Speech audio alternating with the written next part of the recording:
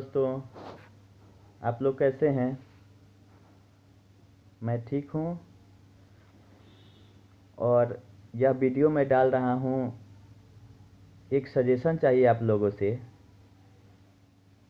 कि सहारा इंडिया परिवार में जिसका पैसा फंसा है उसको क्या करना चाहिए। अभी इंतज़ार करना चाहिए या कोर्ट का सहारा लेना चाहिए, क्योंकि भुगतान नहीं कर पा रही है सहारा इंडिया। और ये कम से कम 7-8 साल से ये ऐसा ही चल रहा है। तो आप लोग इस पे हमको सुझाव दें ताकि हम आगे और भी वीडियो बनाएं और इस मुद्दा को सरकार तक पहुंचाएं।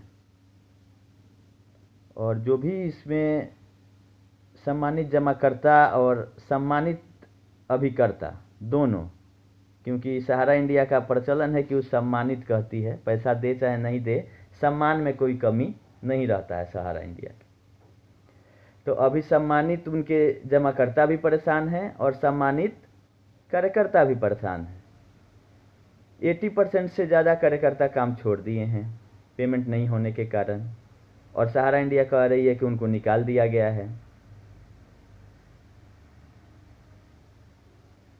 तो और जो बचे हुए हैं उनको डाइवर्ट कर दिया गया है मुद्दा को। देखिए, एक मुद्दा चल रहा है सहारा सेबी केस, जिसमें सहारा इंडिया का 24,000 करोड़ रुपया सेबी के पास है, जिसका डिमांड जमाकर्ता से करवाया जा रहा है और अभिकर्ता से भी करवाया जा रहा है पूरे इंडिया में कि हमको पैसा वापस चाहिए। और दूसरी तरफ सहारा इंडिया ये भी कहती है कि मेरे पास लमसम 3 लाख करोड़ की संपत्ति है और 1 लाख करोड़ की लायबिलिटी है। अरे, जब आपके पास 3 लाख करोड़ की संपत्ति है तो 24,000 करोड़ के पीछे क्यों पड़े हुए हैं?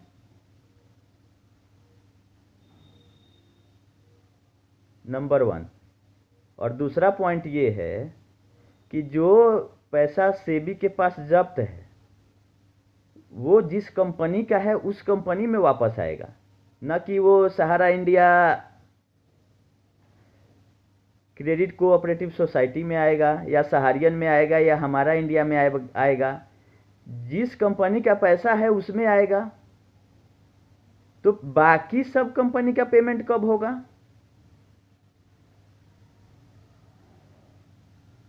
और जो एक फेक बोले तो मतलब जिसका कोई ऑथेंटिक कुछ नहीं है, जैसे ही बिहार सरकार एक विज्ञापन देती है कि आप लोग कंप्लेन करें कस्टमर कि अगर सहारा इंडिया भुगतान नहीं कर रही है तो कंप्लेन करें, तो उसके अगले दिन ही विज्ञापन आता है सहारा इंडिया का कि हमारा पैसा फंसा हुआ है जिसके चलते हम नहीं कर रहे हैं। और विज्ञापन ऐसा कि जिस विज्ञापन में ना तो कोई एक टेलीफोन नंबर है, ना ईमेल आईडी है, ना एड्रेस है, आपका सहारा इंडिया परिवार लिख के आ जाता है ताकि लोग समझ ले कि अभी सहारा इंडिया जिंदा है। बहुत सोची समझी साजिश है ये।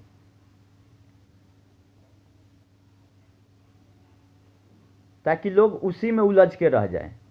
और मैक्सिमम जमाकर्ता या अभिकर्ता है जिसको एजेंट बोलते हैं, उनको भी नहीं पता है कि सहारा इंडिया की कितनी कंपनी है, कौन कौन डायरेक्टर कॉमन है, और कंपनी डूबी तो किसका किसका पैसा मिलेगा कि नहीं मिलेगा, जमाकर्ता को भी नहीं पता है। कुछ एजेंट जानते हैं कि ऐसा है, लेकिन उनका रोजी रोटी उससे चल रहा है,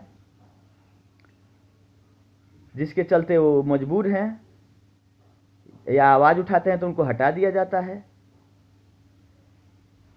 तो मैक्सिमम लोग जो जिसका सेकेंडरी बिजनेस था सहारा इंडिया, वो तो छोड़ चुके हैं। जिसका प्राइमरी बिजनेस था उसी से उनका घर चल रहा था। तो उनको अभी इस बेरोजगारी के दौर में डर है कि आगे उनका कैसे जीवन यापन होगा, उसके चलते वो सहारा इंडिया से जुड़े हुए हैं। फैक्ट यही है कि वो मार्केट से पैसा उठा के लाते हैं, 89% पैसा उनको दे दिया जाता है कि आप पेमेंट करा लीजिए, 11% पैसा ऊपर भेज दीजिए ताकि उन लोगों का खर्चा चले जो मैनेजमेंट है। और इसमें सहारा इंडिया की मैनेजमेंट पूरी तरह से फेल है, नहीं तो सहारा से भी विवाद होता ही नहीं। 2009 में जब सहारा इंडिया रियल एस्टेट कंपनी में जमा हुआ था पैसा, 6 गुना 5 गुना के नाम तक जमा हुआ था। उस टाइम तक कंपनी का रेपुटेशन बहुत अच्छा था, हम भी खुद काम किए हुए हैं उस टाइम तक सहारा इंडिया में, और लोगों का निवेश करवाए हैं, पेमेंट भी करवाए हैं, कमीशन भी दी है कंपनी हमको। लेकिन 9 में जो 2 कंपनियों के विरुद्ध सुप्रीम कोर्ट का आदेश आया कि आप पैसा लौटा दीजिए 18,000 करोड़, इस 18,000 करोड़ के लालच में कि ये पैसा पब्लिक में नहीं चला जाए, सहारा इंडिया लमसम उस समय से 10-12 कंपनी बना चुकी है, उसी पैसा को एक दूसरे में ट्रांसफ़र करने में। सबसे पहले सहारा इंडिया क्यूसॉप बनाई थी, और क्यूसॉप का स्टेटस आप जानिएगा तो हैरान हो जाइएगा कि कंपनी दिवालिया प्रोसेस में चली गई है सरकार के पास कि हम दिवालिया हो गए हैं, मेरा लिक्विडेशन कर दीजिए। ये एमसीए के साइट का हम अपडेट आपको बता रहे हैं कि क्यूसॉप इज अंडर इंसॉल्वेंसी के प्रोसेस में डाल दिया गया है कंपनी को कि अब हमसे कंपनी ये नहीं चलेगी, इसको दिवालिया घोषित कर दिया जाए। बहुत लोग का पैसा क्यूसॉप में है, क्या उस पैसे को आप वापस करेगी? सेबी पैसा देगी उसमें से? नहीं करेगी। सेबी जो पैसा देगी उसमें से क्या सहारा इंडिया क्रेडिट कोऑपरेटिव सोसाइटी का पैसा वापस होगा? नहीं होगा। हमारा इंडिया का होगा? नहीं होगा। तो क्यों लोगों को बलगलाया जा रहा है सहारा के द्वारा कि सेबी के यहाँ से पैसा मेरा जब्त है? तो बहुत ही विकट स्थिति है, इसीलिए मुझे ये वीडियो बनाना पड़ रहा है, और आगे भी मैं बनाते रहूँगा ताकि बिहार के लोग, यूपी के लोग या पूरे देश के लोग जो समझदार हैं वो तो समझ ही रहे हैं, जो नहीं समझ पा रहे हैं वो भी सहारा इंडिया के बारे में अच्छी तरह से समझ लें और कम से कम आज से ही संभल जाएं। और बहुत सारा पॉइंट है जिसका जवाब हम सहारा इंडिया से मांगेंगे अब, क्योंकि जवाब भी देने वाला कोई है नहीं। किसी ब्रांच में चले जाइए, रीजन में चले जाइए, सब एक दूसरे पे फेंकेंगे और लेकिन 90% लोगों को पता भी नहीं कि क्या हो रहा है। 10% जो जानते हैं वो मजबूरी में चुप हैं। इसीलिए हम आगे भी और वीडियो बनाएंगे, कृपया मेरा समर्थन आप लोग भी करें। धन्यवाद।